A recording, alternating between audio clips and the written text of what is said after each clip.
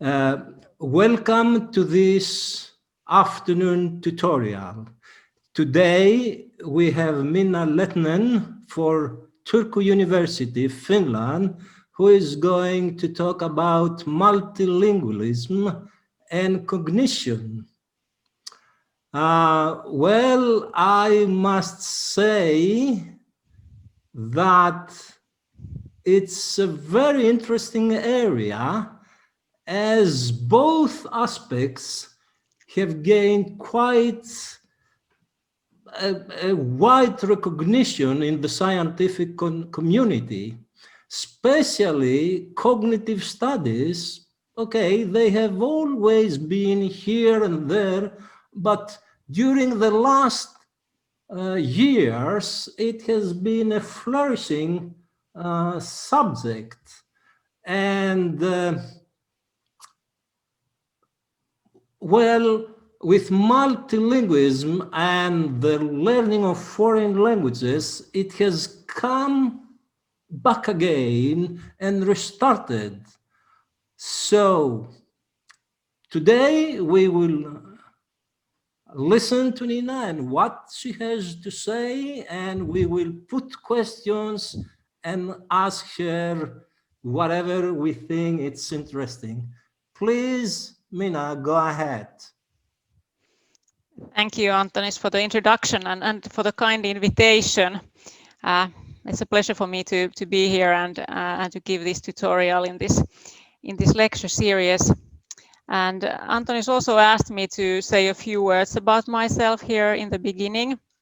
So I work as a professor at the Department of Psychology and Speech Language Pathology at the University of Turku in Finland, as Antonis noted.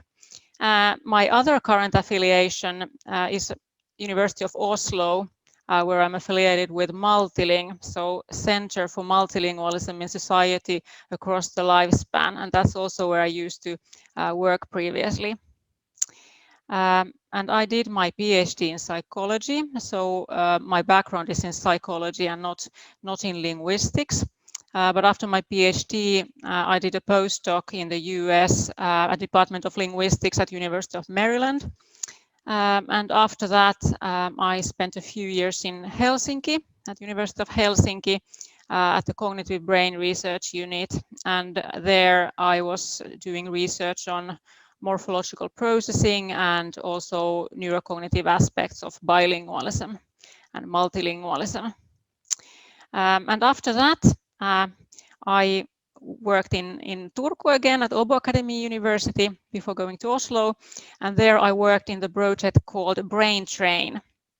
So there, the research topic was these working memory training programs and whether those are effective in sort of training our brains. And there, my key sort of research area was bilingualism again. And whether bilingualism could represent this sort of natural training of executive functions. And that's also then what I've been continuing with in recent years. And that's what I'm going to talk about today as well. And let me share my presentation now with you. Okay. And so my title is very general, it's multilingualism and cognition, but I will be talking about a more specific topic, namely these supposed benefits that bilingualism has been suggested to have in executive functions. And this topic has in recent years been very controversial. And what I hope to do today is to give you an overview of the current state of the field today, some issues that the field is facing, and possible ways forward with respect to research designs, measures, and also theory. But before going further, it's always a good idea to give some definitions and so what I mean when I speak about bilinguals. So here, during this talk, I will refer to bilinguals as anyone who's using 2 or more languages in their everyday lives. So this means that bilinguals could include early bilinguals having acquired 2 languages at an early age, but also late bilinguals or second language learners. And it also here now covers the multilinguals. So this is quite a sort of inclusive definition, but at the same time, of course, it's important to keep in mind and consider the individual variation in the language backgrounds and take that into account as well.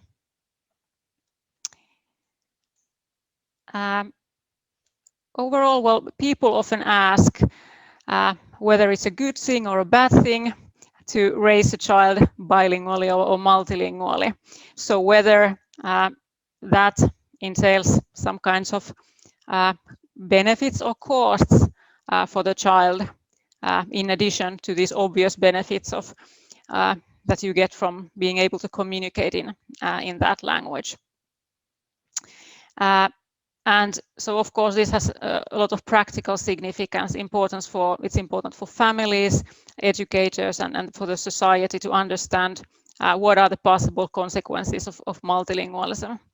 And as many of you know, this view has changed quite a bit from the very early studies dating back 100 years even, that were stating that bilingualism could be associated even with lower intelligence. And of course, those claims were found to be unfounded. And now in recent years, the views have turned quite a bit, and there have been quite a lot of research showing that that bilingualism might in fact enhance one's cognitive functioning. But in addition to its practical significance, it's also interesting from a scientific point of view, from a researcher's perspective, because it tells us something about the potential and limits of cognitive and neural plasticity, so how our experiences and learning can shape our cognitive system and our brains. And it can also help us address questions related to the relationship between language and cognition, language processes and cognitive, other cognitive processes. And as mentioned, so a lot of research during the last 15 years has suggested that bilingualism may enhance so-called executive functions. And these executive functions, it's an umbrella term, and several cognitive functions are assumed to be or are often considered to belong to executive functions. So it's a set of high-level abilities that we use to control and regulate our behaviors. So cognitive control is a term that's often also used in this context. And executive functions are really necessary for many of our goal-directed behaviors. When we are focusing on a given task, want to keep up doing that, and at the same time trying to suppress interfering distractors, for instance, and for keep focusing our attention, or when we need to switch flexibly between tasks. So then we need to have these, for these purposes, we need to have these executive functions. And some executive function subcomponents that are typically listed are inhibition or suppression of these interfering or competing responses, or shifting flexibly between tasks, or working memory processes. Updating of working memory is often also considered in executive functions.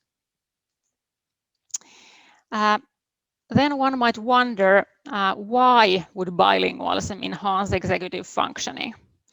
And it has been suggested, and there's also evidence to support this, that coherent use of the appropriate language in bilinguals and multilinguals, it requires efficient executive functions. When we need that, when we need to select the correct language when we're speaking, as we know from research that both languages or all languages are often constantly, at least to some extent, active. So there's a possibility that there's constant sort of interference, possible interference from the other language, and we need to actively suppress that or inhibit that. Or when we are switching from one language to another, it's assumedly engaging these set shifting processes that are domain general. And also we need to monitor that we are using the correct language with a correct interlocutor. And because bilinguals are constantly doing this managing of different languages, the idea is that bilinguals have accumulated a lot of experience in executive functioning. So it's a form of natural training of executive functions that they have gathered. And the idea is that because it's assumed that bilingual language use, assumedly, that it engages these domain general executive functions that are also used in other tasks, also in non-verbal task switching, for instance. Then the effects of the bilingual training should be found broadly, and not only in the domain of language use, but in many other tasks as well that also engage these domain general executive functions. And so the bilingual advantage should also be seen there. Now, how can one study then executive functions performance? There are a lot of different tasks that are used to measure these different functions. For an example of an inhibition task is the Stroop task, which many of you are probably familiar with, where the idea is that you have to say out loud the color in which the word has been written in and ignore the word itself. As you can see, here's the conflict between what you can read here and the color itself. So you have to suppress, you have to inhibit this competing representation. And as mentioned, there are many more such tasks to test different domains and different components of executive functions. And bilinguals have been reported to perform better than monolinguals in many of these tasks, and also many of them are non-verbal, where these have been reported. And of course, findings like this have been welcomed in the field and also in the media. People have been quite excited about such findings. At the same time, in research circles, it has also been a very controversial issue. So there have been claims that there is actually no coherent evidence for bilingual advantage in executive processing. So it's been a very hotly debated topic in recent years. And why has there been such controversy about this issue, even though there are so many studies which seem to be showing there is some kind of executive advantage in bilinguals? And I think the main reason is that the results have been so mixed. So sometimes, I mean, people have been overall using quite a lot of different tasks, and sometimes the advantage has been observed in some tasks, but not in others, whereas in other studies, in other tasks, and not in the same tasks across studies.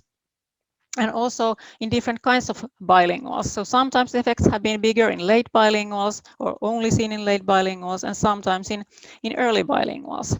So it has been really difficult to identify a consistent pattern in the literature. So in what domain of executive functions would we see a consistent advantage, and in what kinds of bilinguals? So this has been very unclear. And also the individual studies, especially the earlier ones, have been done with quite small sample sizes, which of course increases the risk of just chance findings.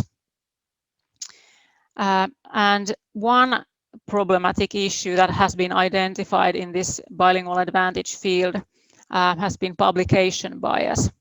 So Angela de Bruijn and colleagues reported in 2015 that this field actually suffers from publication bias, which means that positive findings that support the advantage are more likely to be published in journals than null findings or findings that challenge this advantage. And what they did was that they followed conference abstracts and how many of them became later published. And they looked at whether the kinds of results that people reported in the abstract affected the likelihood that the abstract later became published. And they found that it was actually much more likely to be published if it reported a positive result.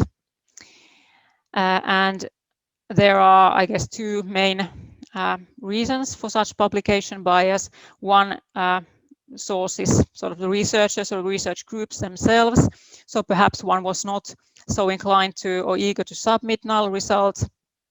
Perhaps they thought that something went wrong in the experiment, or they thought that this is hard to sell for a journal, or perhaps it was the journals who were not inclined to publish null results, or the reviewers. But nevertheless, this is a problem, because then it of course biases the picture that one gets when looking at published papers of this topic. And one gets sort of overly optimistic view of the field and the results. I'm sure many of you or most of you know what a meta-analysis is, but it's anyway a way to statistically summarize a large number of individual studies in order to get a holistic picture of a research topic where individual studies look mixed. And the situation in the field, or also the mixed results, prompted us to do a meta-analysis on this issue and to systematically review all the studies that address this question, this bilingual advantage in executive functions. And in addition to this main question, in meta-analysis, one can also look at moderator variables. So look at whether the differences between individual studies and their outcomes are systematically explained by particular characteristics of the studies. So for example, in this topic, would we see bigger effects for early than late bilinguals? Or is it the case that the studies that have better matched the groups, the bilinguals and monolinguals, would show more consistent advantages? And this is what we did. So this is the meta-analysis that we did on bilingual adults and their executive functions performance. And our research questions were the following. So one of the main questions was whether there's an executive functions domain in which the bilingual advantage is systematically observed across studies. So we looked at the difference between bilinguals and versus monolinguals, and whether we can see this advantage systematically when we include all the studies that have all the sort of reported data on inhibitory control tasks, shifting, monitoring, working memory, attention, verbal fluency tasks. Of course, verbal fluency has a very clear linguistic verbal component in it, but it's also is assumed to have an executive component, a cognitive control component. So we wanted to include that as well, but we analyzed it separately in the way that because it's such a verbal task, it may be that bilinguals would be relatively disadvantaged in that in comparison to monolinguals. For instance, if the bilinguals hadn't been tested in their stronger language. But in any case, we wanted to include that as well. Then we had a large number of moderator variables, because previous studies had suggested that very many variables may have an effect on the magnitude of the advantage. And one issue overall is that the executive functions tasks have been shown to not necessarily correlate well with each other. So we wanted to also look at particular tasks separately, and in order to see whether certain tasks are showing a consistent advantage, whereas others would not. And we also looked at whether the tasks were verbal versus non-verbal, also for the reason that I already mentioned. And additionally, we looked at the quality of the group comparison, because often it had been claimed that perhaps some studies had not matched the participant groups well enough, and that's what was causing the differences between different studies. So we wanted to look at whether the study had been controlling for socioeconomic status, age, IQ, or vocabulary, and analyzed different studies with respect to that as well. And then the second set of moderator variables had to do with the participant's background. So it's also often been suggested that perhaps the advantage would not be observed across all kinds of bilinguals, but the specific bilingual experiences may matter. So is it the case that the advantages are specific to particular kinds of bilingual participants? So one thing that has been often mentioned is age. So often it's stated that older adults would be showing larger advantages than younger adults, because young adults are at the peak of their cognitive functioning. So maybe the differences there are so much smaller that they are not observed, whereas those should be bigger in older adults. Age of acquisition of the second language. So one idea there has been that if you have acquired the second language earlier in life, the longer you have accumulated this training effect, and the larger the advantage should be therefore. Also proficiency in a second language. So perhaps if you have a stronger second language, it creates more interference for your first language than when it's weak. Immigrant status of the bilinguals has also been suggested to affect individuals' executive functioning. Language pair was something that we used. Here we only used it as a categorical variable. It might be possible to have more sort of subtle and more continuous measures of that as well. But in any case, we coded the language pair of the bilinguals as well, in order to compare, for instance, whether Spanish-Catalan bilinguals whose two languages are structurally and lexically quite similar, whether those bilinguals show perhaps a larger bilingual advantages than those whose languages are very distant, such as English and Chinese. So the idea was that perhaps similar languages create more interference and therefore more training for executive functions.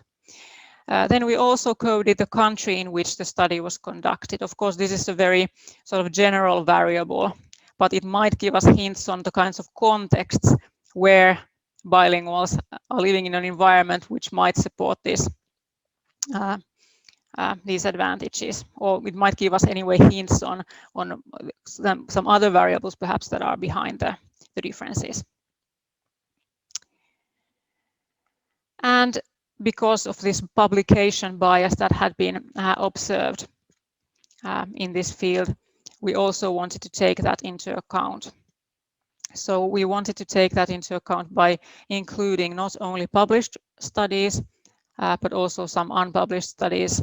And also statistically, we aim to correct for the magnitude of this observed publication bias in our data. I will say a few words about that soon. And then to the methods of this meta-analysis. So we searched not only scientific journals, but also theses and dissertations. So those were those unpublished studies that we included. And in order for a study to qualify to be included in this meta-analysis, it had to report this group comparison of a bilingual group. Again, remember our definition of bilingual, so it was very well inclusive, but at the same time we were coding for these certain characteristics of the bilingual groups or the language background of the group. So it had to be compared to a monolingual group. And note that here we focused on healthy adults. So this meta-analysis doesn't directly say anything about children or participants with dementia either, because dementia has also been associated with this bilingual advantage. And yeah, we also try to include, well, we do include a wide variety of executive functions tasks, but anyway, such that were relatively common in the whole set, so that they were relatively sort of homogeneous anyway and uniform. And we include both published and unpublished studies. And altogether, in the end, we had 152 studies and almost 900 effect sizes to analyze. And most of them were peer-reviewed journal articles, but we also had quite a lot of dissertations and theses and other studies that we included. And these studies came from quite many different countries as well, 27 different countries.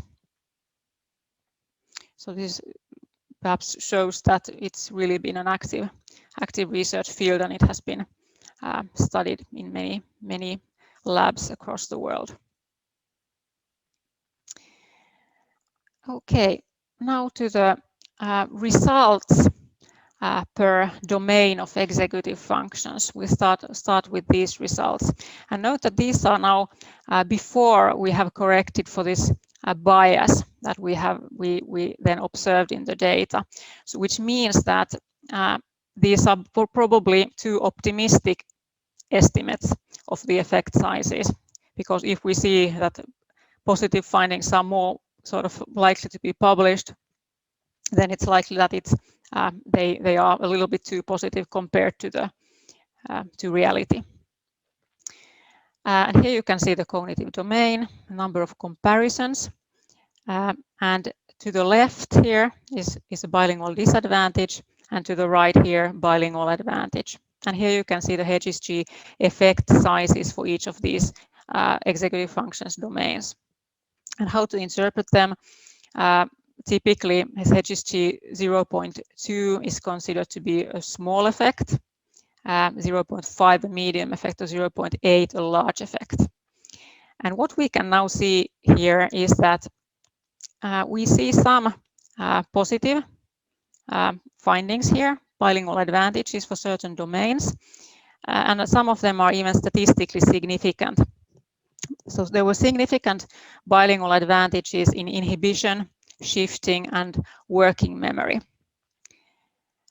without correcting for bias. And when looking at these effect sizes, however, we see that they are very, very small in magnitude.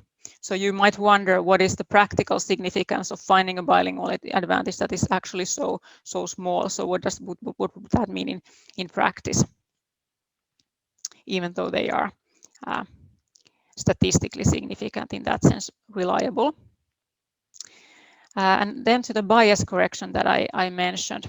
So the idea with this method that we used, this PET piece method, is that it looks at whether it's the case that small sample studies, which tend to be more unreliable than large sample studies. So whether these small sample studies have a tendency to report larger effect sizes than those larger studies that are more reliable.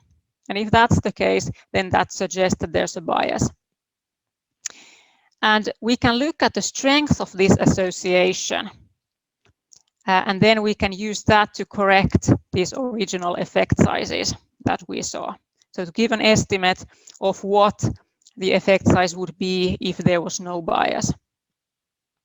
And let's look at those results now. And now we can see that, in fact, they are very close to the center line here. And some of them are even to the negative side, or to the bilingual disadvantage side. But in any case, they are all practically zero, or very close to that anyway. And we can also see that in verbal fluency, here the bilingual disadvantage is significant. But as mentioned, it may be the case that it includes tasks where, or experiments or studies where the bilinguals were tested in their weaker language, or then it reflects that as bilinguals have to divide their time and input between the two languages, so they might not be performing when only one language is being tested. But that the effect was small as well.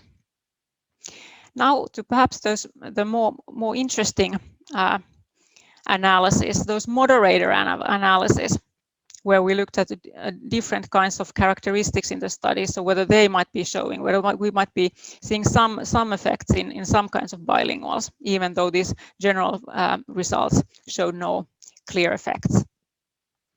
However, these moderator analyses did not reveal consistent patterns that would support this bilingual training hypothesis or bilingual advantage hypothesis either, and the theoretical assumptions that had been presented previously. So one assumption was this idea of the age group having an effect, so that older bilinguals would be showing a larger advantage than younger bilinguals. So the only executive functions domain where age group was a significant moderator was working memory. However, even there, the advantage or the effect was to the other direction. So the advantage was actually larger in younger than older participants. So it didn't support this hypothesis that had been presented previously. And then the second, so here are just some examples of maybe some key moderator variables. I'm not presenting all of them here. So age of acquisition, when we had the cutoff at 6 years, being early versus late, we saw originally a larger advantage in working memory for early than late bilinguals, but we also saw that there is a clear bias there, and when corrected, this analysis was corrected for bias, then this effect also disappeared. Proficiency did not have any moderating effect. Language pair, one variable that we were interested in, we saw a larger advantage for Spanish-Catalan bilinguals, which would be in line with our hypothesis, but we saw a similar effect also for Chinese-English bilinguals. And we saw these effects only in monitoring, and we didn't have a sort of idea of why would it be specifically observed in monitoring, and also why would it be seen also in Chinese-English bilinguals, which that is not in line with our hypothesis at all.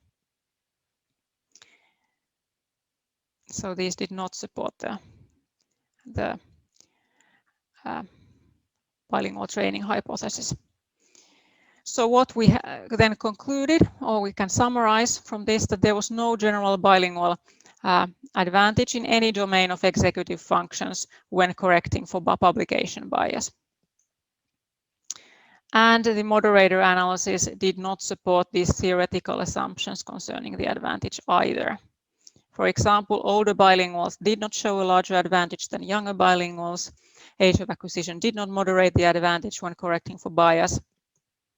We saw this small bilingual disadvantage in verbal fluency tasks, which could partly reflect, well, testing in bilinguals L2, or then these consequences of balanced use of two languages.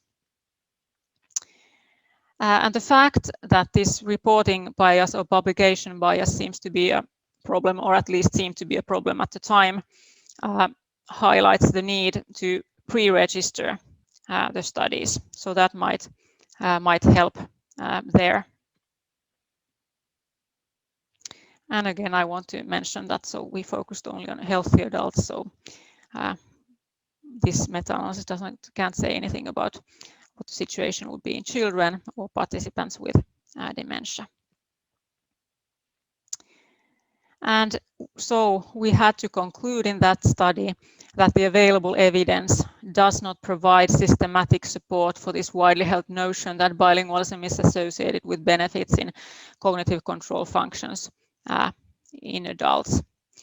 And if it's the case that language learning induces training effects in executive functions, they are only seen in some specific restricted circumstances that we were not able to identify in this study. Now, what does this mean for the field? What could be ways forward from this situation? And I guess researchers of different opinion about whether it's worth continuing and how one should be continuing in this field. And I'm hoping to present here a few ways to perhaps improve something in the research field, and what could be the aspects that one could perhaps focus on in the future. And there is already research that is doing these kinds of things. So one thing has to do with the design of the experiments that are or research that is being done.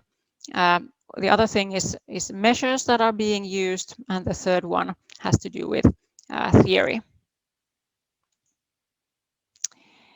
And well, the typical situation or scenario in these studies, as you've already also seen in my talk, is that one takes a group of bilinguals and then one takes a group of monolinguals and tries to match them for certain characteristics such as education and age, and then run a certain executive functions tests with these natural groups, and then one looks at the differences, possible differences between the groups.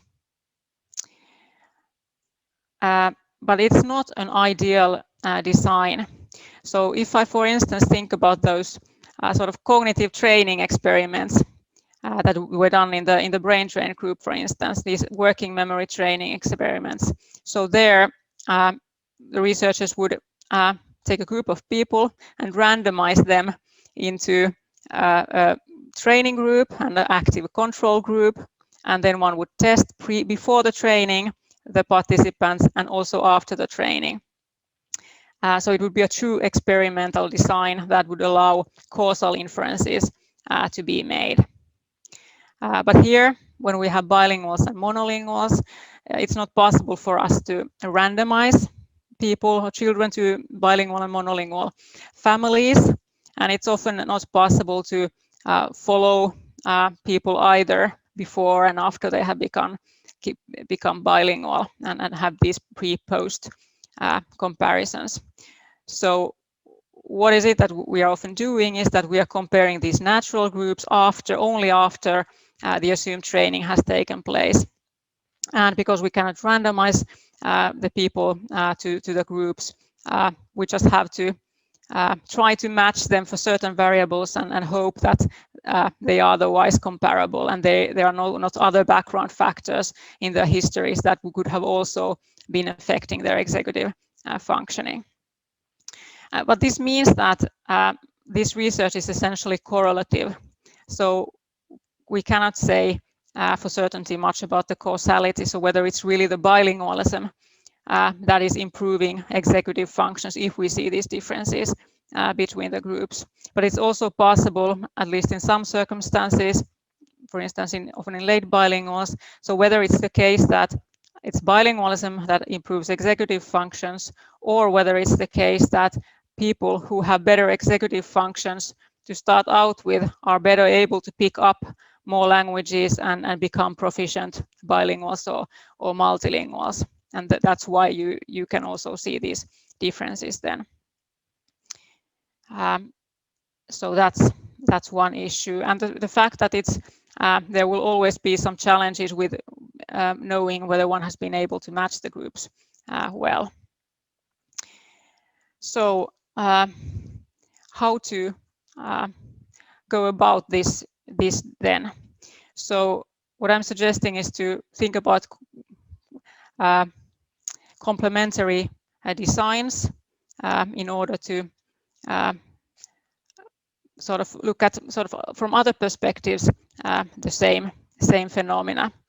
And this correlativeness is difficult to mend unless one also wants to try some kind of language training where one would randomize people to groups and then have pre and post comparisons. And I know there are some studies who have attempted with that. Of course, then this language training doesn't necessarily compare to one's lifelong experience of bilingualism, but at least that's an attempt to that direction. Then instead of these group comparisons and this matching problem, so one could use this within group approach. Of course, this doesn't help with the causality issue, but one could then look at or study these assumptions behind the bilingual advantage within the bilingual group, and one could focus on the sort of certain individual differences between different bilinguals and whether those are associated with executive functioning. So for example, of course, one can look at the length of bilingual experience and whether longer experience would be related to better executive functioning. So age of acquisition could be such a variable. And that's something that people have also been doing, and that's also one variable that we included in our meta-analysis, but did not find any support for the bilingual training hypothesis from there. But another aspect of bilinguals language history is that could have an effect on executive functions, or has been suggested to be affecting one's executive functions, is bilinguals language switching experience. So because language switching is assumed to put or be quite taxing for executive functions, for instance, inhibition and set shifting. And if this bilingual training hypothesis holds, then frequent or people who switch between languages a lot should have gotten more training for these functions than some bilinguals who switch less. So bilinguals with more switching experience should outperform bilinguals with less switching experience in tasks measuring executive functions. And this was not something that we looked at in the meta-analysis. There were not enough studies at that point that would have reported this. But we and some other people have studied this issue, and many of these have used either individual questions about their participants' switching frequency. What we have been using is this bilingual switching questionnaire that was reported by Anthony Rodriguez, Fornells and colleagues. And that asks participants to report their own typical switching frequency. And these questions can be then divided into 3 factors: intended switches, which are sort of conscious intended language switches, or switches from one language to another; contextual switches, which depend a lot on the situation or the topic of the conversation or the interlocutor; and then unintended or unconscious switches, which are sort of like accidental switches that are not intended. And the idea then has been to compare or to study whether the self-reported frequency of switching could be associated with bilinguals executive functioning performance. And I think the earlier study was done by Anna Soveri and colleagues. So they asked whether bilinguals who switch more, according to this questionnaire, have better executive control than those who switch less. So that would be in line with this training hypothesis. And that's what they indeed found. So they had 38 Finnish-Swedish bilinguals, and they reported that higher frequency of intended switching predicted better monitoring performance in one measure of one task that they used. So this would be in line with the training hypothesis. So they found support for that. Well, of course, this 38 participants is not, it's a relatively small number. So we wanted to try to replicate this finding with larger samples, and otherwise the design was very similar. The difference was, or one difference was, that here we had a bigger variety in the kinds of bilinguals that we had, in the sense that the sort of age range was larger. These were primarily, I think, university students in the Soveri et al. Paper. However, with these larger samples, the main result of Soveri and colleagues was not replicated, but there was another finding, namely that the number of unintended switches was associated with worse working memory performance. So this was clearly not in line with this training hypothesis that more switching would be training you and making you perform better in these tasks. However, it is in line with a certain individual differences account, in the way that if these unintended switches can be, well, they can be interpreted as a sort of maybe lapses of cognitive control, where you're accidentally saying something in the language that you are not intending to. So perhaps that, and then this working memory performance or worse working memory performance are reflecting some kind of lapses of control.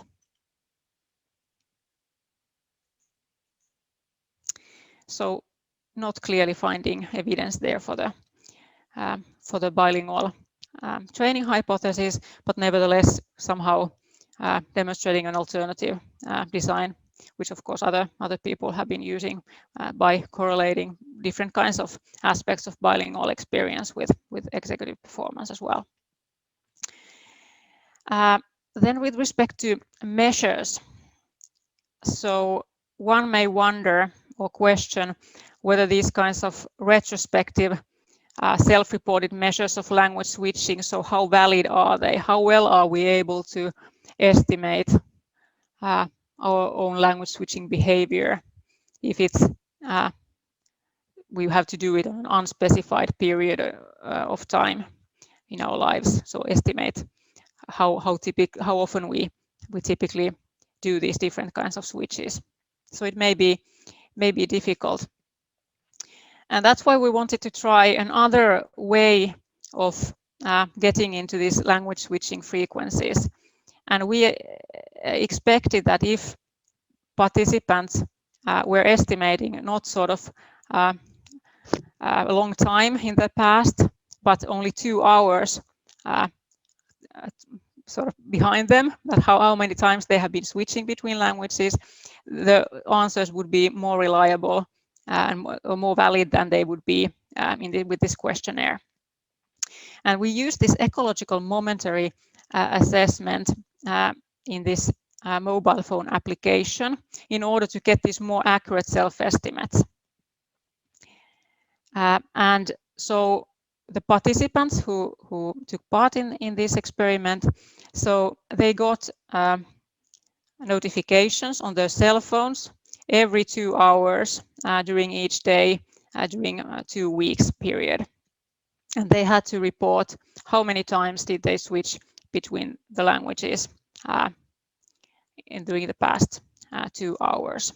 And there we had similar questions than we did have in the original questionnaire as well, but now the time was limited to the past 2 hours. And these participants also did the same for executive tests that the people who participate in these previous studies. Here we have 30 Finnish-Swedish early bilinguals. The sample size could have been larger, but this requires quite a lot of commitment from the participants. So it's not as easy to get so many participants to this kind of study. And what we saw there was that there were some associations between frequency of everyday language switches, which we now assume to be more valid than those collected with a questionnaire, and then executive performance. And we found that higher frequency of contextual switching, which was the switching depending on the topic or interlocutor or situation, predicted better executive functions performance. And here again, higher frequency of unintended switches predicted worse working memory performance. So the first finding was not something that would have been observed previously, but the second finding was one that was replicated from the previous study. However, then we did another study using this methodology, and then we did not replicate these findings. So it suggests that they are not robust. So we were not able to find any clear evidence for this view that more switching would lead to better executive functioning in these studies. Of course, one could ask, and this is also a hypothesis that has been presented in the literature. So perhaps it's the case that not all kinds of switching situations are loading equally on executive functions. So perhaps the kind of switching, one should go to more nuanced ways of analyzing these switching situations in order to get to the actual bilingual behaviors that are taxing to executive functions, and that might be training executive functions. So moving a bit to theory then as well. So, and trying to address some more specific hypotheses about bilingual language use and executive functioning. So Green and Abu Talabi have been putting forth this adaptive control hypothesis, which states that language control needs are adapted to the demands of the interactional situation, and that some interactional contexts demand more from language processing, language control processes than others do. So, for example, in switching, in such a context where it's very important to speak only one language to a given person and the other language to the other person, which are both present, and keep these languages strictly apart. So it's likely to be more cognitively taxing than a so-called dense code switching context, when you're, for instance, conversing with a group of other bilinguals, where you can throw in any word that comes to mind and you don't really have to keep the languages strictly apart. So perhaps if one looks at this difference and one looks at more the amount of frequency of switches in a dual language context, then perhaps one could find these training effects. And what we did was that we had these mobile phone application questions again for participants that we were using now in the attempt to get to this dual language context versus dense code switching context. And how we operationalized them was that we asked about the switching frequencies that had to do with between interlocutor switches, which we assumed that would be this dual language context, where switching would take place with certain people in the same conversation, or within interlocutor switches, where it would take place in the conversation with the same person. So that would be the dense code switching context. And we assume that this between interlocutor switches would be more closely related to executive functions performance than these other kinds of switches. However, we saw no difference of the type of reported switching in the effects of executive performance there either. So that's what we seem to be finding in these switching studies. Then another point about theory and the underlying mechanisms of possible bilingual training effects. So I think there's still more work to be done there in order to understand sort of what kinds of training effects are even possible. And I think these brain training programs and lessons that we get from there, from, for instance, these working memory training programs, we can get some ideas, or it can sort of open some views to us regarding what kind of training of executive functions is possible. And these working memory training programs have been quite popular, and they have been studied quite a lot. Again, also in that field, sort of initial excitement, but then many studies were actually showing that it seems that, well, the task that the participants are training in, for instance, this NBAC working memory task, so it improves your NBAC working memory performance. You become better in that task and perhaps in some other NBAC tasks. But when you then look at tasks that are more and more dissimilar to that task, the less improvement you see. And it's often called this curse of task specificity. So you only see near transfer there. So the trained task is improved by training, but dissimilar tasks are not. And recent meta-analyses show that this kind of pattern is actually observed both in adults and children. So, of course, these are by nature different, these brain training programs and working memory training programs than our bilingual experience. But perhaps it's possible that we should perhaps not expect to see far transfer in the case of bilingualism either. So if we assume that bilinguals are getting training in language control, we should perhaps not be expecting to get improvement in domains that are not overlapping with this language control. And of course, perhaps one doesn't need to assume far transfer in the case of bilingualism. One can also assume, and the basic assumption behind the training hypothesis is that there is sort of some substantial overlap between language control and domain general cognitive control. So this domain general cognitive control process may be themselves engaged in language control. So one wouldn't need to assume this far transfer. But I think there's anyway also more work to be done in this field to better understand this overlap and better to understand the language control processes and their relationship with these domain general executive functions. So is it the case that language switching really engages domain general executive functions? And if not, then there are no grounds really to expect general training effects.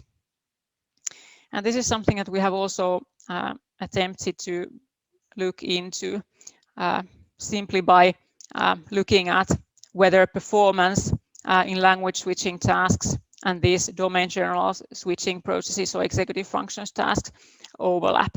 So whether there are associations between these. And we have looked at this in this overlap in production tasks. So looking at picture naming with language switches and then executive tasks.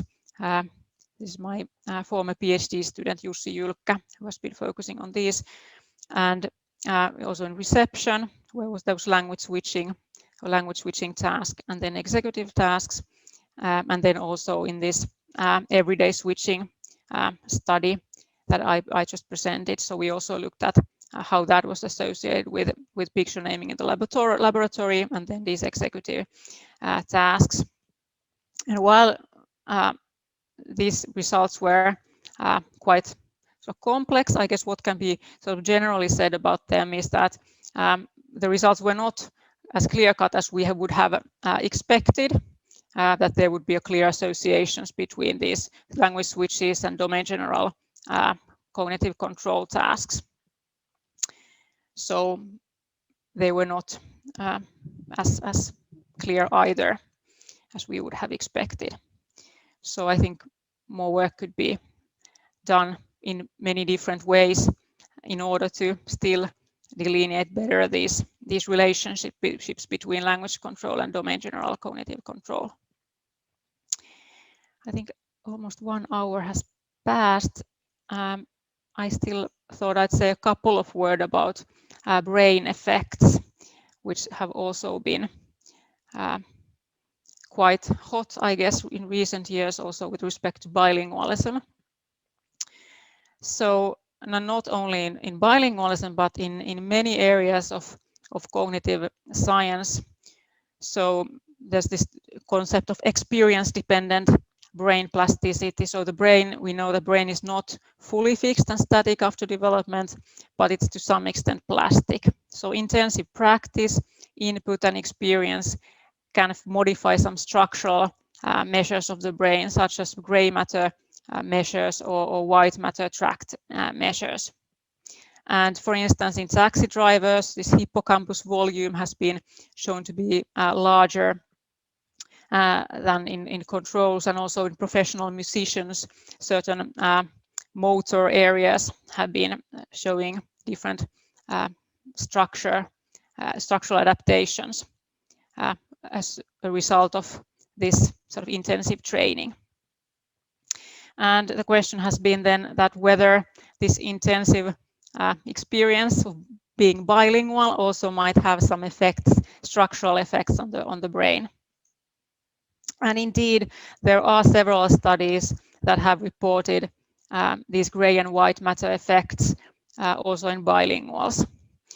And interestingly, I mean, there are a lot of these cross-sectional designs which have compared different groups again, bilinguals and monolinguals, or early versus late bilinguals, and found some differences there. But perhaps more interestingly, from this research design perspective, are these longitudinal designs, where one has followed students who have, for instance, enrolled in an intensive language program or been immersed in another linguistic environment, so before and after this intense experience of learning another language. and compared to a control group, and still one has seen these changes or neural adaptations sort of as a response to these experiences. So that is quite interesting because it shows that bilingualism and language learning seems to be able to modify the central nervous system. So it tells us something about brain plasticity as a result of language learning. Overall, however, there has been quite a lot of variability in these findings, and I think systematic replications are needed in order to make sure that which of these findings are really robust. And also, these have often been suggested to mean that bilinguals have somehow more effective, efficient processing in these areas or structures that have shown these adaptations. But I think we first need to try to connect these brain findings with behavioral measures or perhaps specific features in the bilingual experience so that we can really know whether these kinds of neural adaptations have some practical significance or functional significance and what their meaning is. So we don't yet know exactly what drives these adaptations and whether they have functional consequences. So to summarize this tutorial lecture, so I first talked about this meta-analysis of ours, which looked at group differences and a number of moderator variables, and then these individual differences with this within group design, and specifically studies related to language switching frequency and type. And with this measures point, I showed one sort of current way to perhaps, so if one could use this current technology to get perhaps more ecologically valid measures of bilingual experience. And with respect to theory, one can get lessons from these cognitive training studies, and then that also this mental architecture of language control versus domain general cognitive control would be interesting to study further. And conclusions. So overall, what the results and the research that I have shown today has shown no systematic evidence for a general bilingual advantage for executive functions. And based on these observations and also what else we know about bilingualism, I would say that the main advantages of bilingualism lie in other areas than executive functions. So obviously in communication. And in the future, there's work to be done to better understand the role of control processes in different bilingual behaviors and the relationship between language control and domain general cognitive control. And we saw that bilingual experience, like other types of learning and sustained experiences, seems to be related to brain adaptations, but the specific driving factors and the functional significance of such changes also require further research. I would like to thank you for listening and my collaborators and funders. And I'm looking forward to your questions and comments.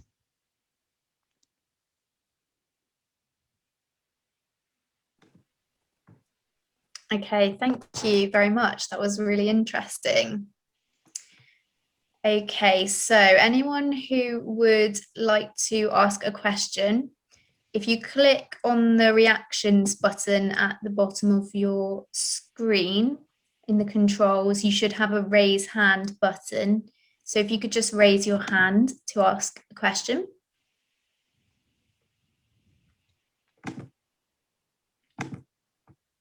Okay.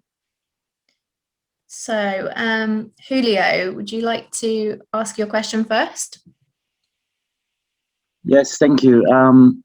Well, most of the research that you have shown us has to do with, let's say, bilingualism. But in terms of the title, in terms of multilingualism, how could you summarize what has been found? There's usually all this discourse where bilingual or multilingualism is treated as just as an extension of bilingualism. But has there been any findings that report something a bit different in terms of multilinguals?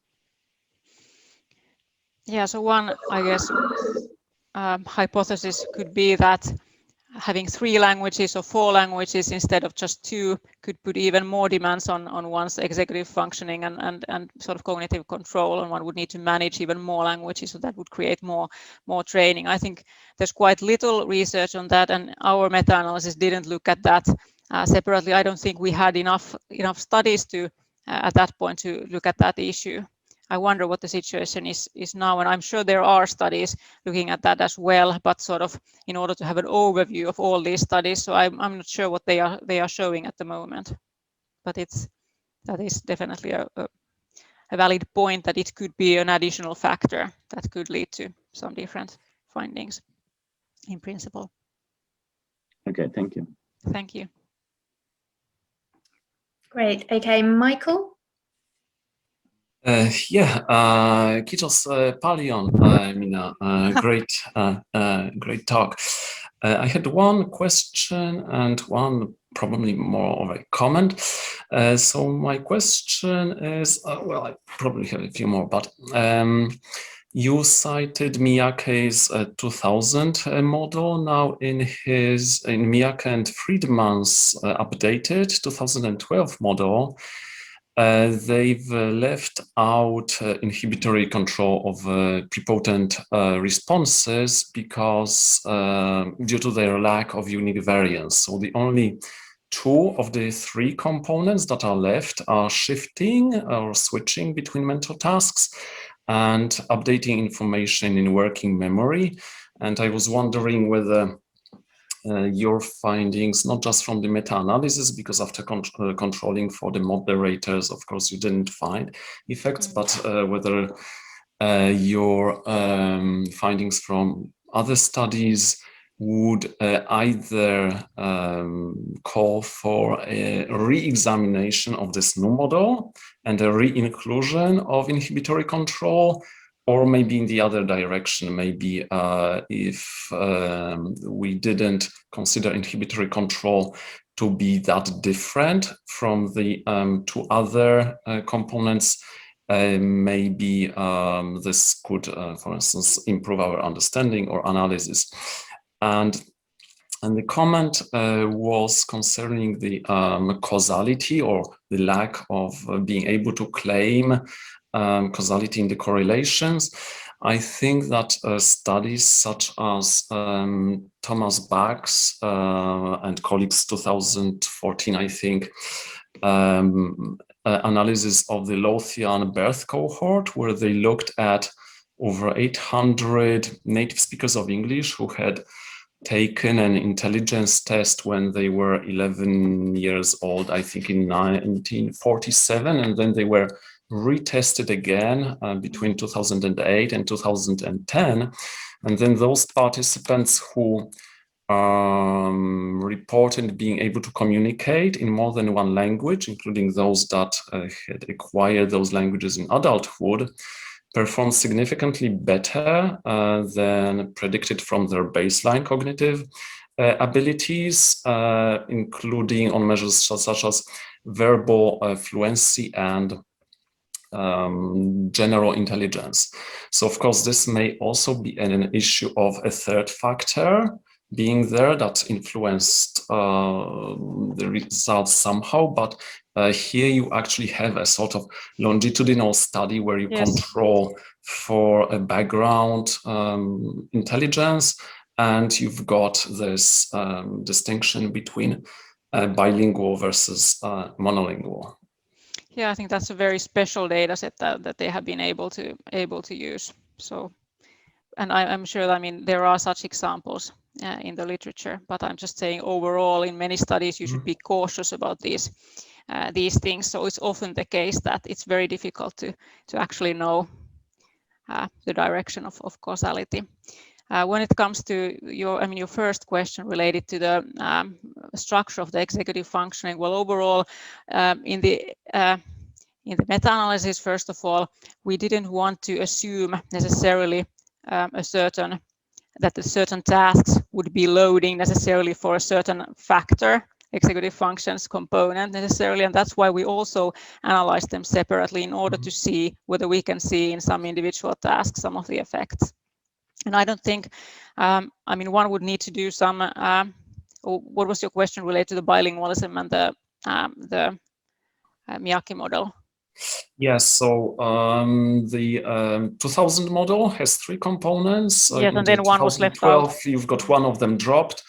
And I was wondering whether any of your, maybe your own studies point in a direction that would say, well, actually, one or the other model is or seems to be more accurate.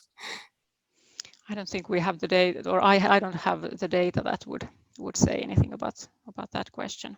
I mean, in the brain drain research group, there have been studies, though, looking at the structure of, for instance, working memory functions, but not. I don't think they have done anything specifically related to sort of these, the whole. I mean, all these executive functions components. Thank you. Thank you. Okay, any more questions? Antonis, did you have a question that you wanted to ask? Yes, please. Well, I would have a lot of questions, but I must restrict myself. First, the negative correlation between fluency and bilingualism was highly unexpected. But here is a question. On which language, the first language or the second language? And if we put this question, we go to the main question: what do we mean by bilingualism? Is it a person who speaks as a native speaker 2 or more languages, which is very, very extremely rare? Or is it people who speak more than one language? Yes, it's true that I'm sure there was a lot of variation in the between the different samples that were included in that analysis, and also, I mean, in that in fact included all these different kinds of bilingual groups. So there we did not analyze separately whether the task of the bilinguals there was the bilinguals first language or second language, but I'm sure that, or I would be guessing that did have an effect as well. Well, I still think that you have to set some criteria in which way you characterize bilingualism, and you have to classify different levels, because let's say an example now, Finland, Swedes, it's about 300,000 or something like that, maybe a little bit less. But as far as phonetics and pronunciation are concerned, they speak Swedish in a Finnish accent. Yes. They use the Finnish phonetic system to speak Swedish, in which way, at least as far as pronunciation is concerned, they are not at all bilinguals. I not consider myself a bilingual, Greek Swedish, and the Finland Swedes, they speak much worse than I do Swedish. So where is bilingualism? Yeah, so it can be on so many levels, the differences between I mean to say, if you classify degrees, some degrees of competence of a foreign language, I would call it, then you may adjust, your results might fall in a more regular pattern. instead of having larger groups just as bilinguals. Who knows? I mean, it's yeah, I guess what was anyway sort of critical between the group differences was that bilinguals by our definition anyway had clearly much more second language input, sort of this some kind of much more bilingual experience than the monolinguals did, or experience of the other language, experience of managing between the two languages. So if we would have seen a clear bilingual advantage, or I mean, we could have seen that if it's the case that language input trains executive functions. It's of course also possible that you require a certain amount of this experience, and that's what we try to analyze with these moderator variables. So whether it's the case that if you have a lot of experience versus very little experience, so whether we can see differences there. So the variation also allows us to look at these moderator variables. I'm not sure if I'm answering your question or your concerns. But thank you. And Annie, do we have any more? I would like to put one more question, if there are no more, and if you accept, Minna. We've got some more questions here. Oh, you see. Okay. Julio, you've got another question? Yeah, thank you. Well, more than a question, it's actually a comment to what we just heard about this. Well, I'm working at the university in Mexico, and I think there is a strong need for differentiated research, because as you were mentioning, the concept of bilingualism differs in the European context as it is in Latin America, for example, where most people, when you hear the term bilingual, you often think of someone who speaks Spanish as a first language, but can communicate with no problem in English, usually, or other languages. So therefore, there really is a need for this differentiated research, where the concept of bilingualism is, first of all, stated as it is, that where it would be, our bilingualism would be mostly late bilinguals, as opposed to, say, the context in Finland, where bilinguals are it's bilingualism by contact. So, and from there, I have an idea would be also to test those people, because they're just, I don't know how they, for example, they determine that they're bilinguals. Is it just that they said so, or were they tested like in some kind of proficiency test? And I'm guessing if you get from that point, then you probably have more, specific information for a specific targets. So I think that is a big deal in a big need in the world of research in terms of linguistics. Thanks for this comment. Yeah, it's basically a comment. Okay, and Christina? Good evening. Sorry for appearing late, but I had a meeting. I also have a comment, and I totally agree with Julio Medina, because I consider myself a fully bilingual person. I'm one of those Greeks that have lived abroad for many years. I was almost born in Canada, and half of my schools were international English speaking or American English speaking schools. So it would be a good idea to differentiate between bilingual types. For example, I mean, as in my experience, and also in the experiences of my old classmates, we think both in our native language and in English. It's not just, we have, I mean, I also speak German. I mean, I work at the Department for German Language and Literature. So German is my second language or my third foreign language. I really don't know.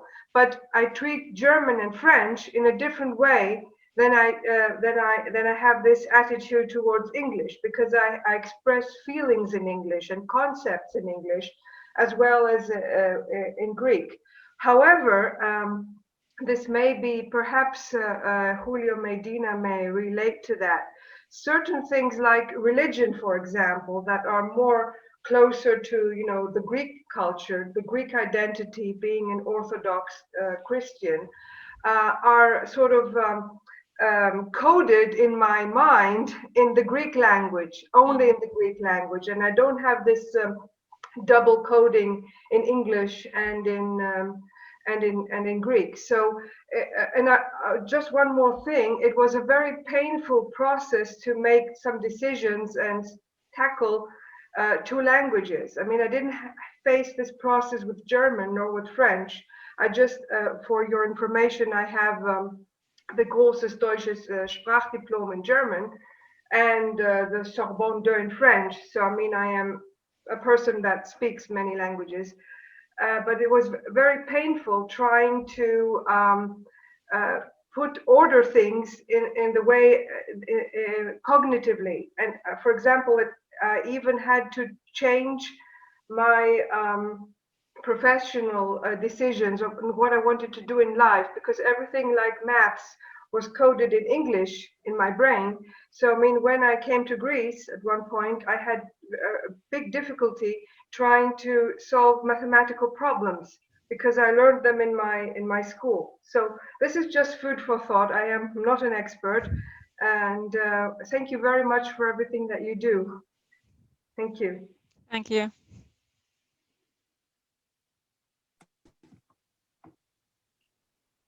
Okay, Julio, do you have another question, or is your hand just still raised? Oh, sorry, I forgot to. Yeah, no, that's okay. That'll be all. Thank you. Yeah.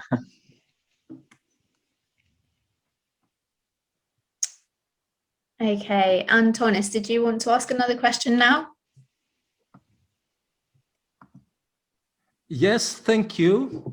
Well, the notion of plasticity, we have used it a lot in phonetics, and I mean here it would be the right question would be plasticity for whom and how much? Is it more? I would guess that it's more, the plasticity is more effective for learners than for speakers, because the learner exercises more effort than the speaker, I assume. And so you mean that there will be more? And another, I'm sorry, if you can combine, please, just some guesswork here, right? Is it plasticity or a complementary brain wiring? I mean to say, once again, I come to phonetics, not because I'm a phonetician, but because its pronunciation is the most obvious.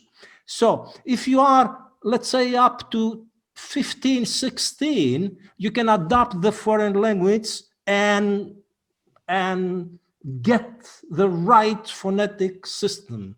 After 16 or 17 or something like this, it's gone. It's gone. Then all your life, you will speak more or less like a foreigner. Maybe if you are under, let's say, 15, you use your brain's plasticity, but then maybe, I don't know, maybe you have an additional system in the brain. I don't know, I'm asking. Thank you. So I guess, yeah, what you're saying is that if you're a young person, your brain is more plastic than what it is then after a certain age, perhaps. And whether, yeah, but here I guess some of these studies are showing, especially these longitudinal studies where people were enrolling in language classes, and one noticed that before starting these studies as an adult versus after completing these studies or whenever the post measurement was, so there was still brain plasticity related to language learning. So it's not restricted to childhood, this kind of structural plasticity in the brain, but your brain is also plastic in adulthood. So I guess you mean to say we are still plastic? Yes.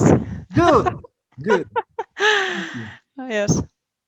Well, okay, if nobody else would like to say something, or Minna, would you like to add something, or are we going to conclude our tutorial for today?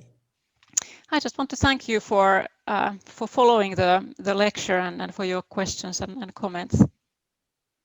Well, thank you very much indeed, Minna. We have been excited to listen to your lecture, and we have had also some messages for people who couldn't attend now, but we will have your video upload onto YouTube, so people will have the opportunity to see and hear you and maybe contact you if there is an interest. Thank you, all of you, and thank you, Annie, for the first day. It was excellent. A big applause for Minna, please. And bye-bye. Bye-bye. Thank you and bye-bye. Thank you. Bye-bye.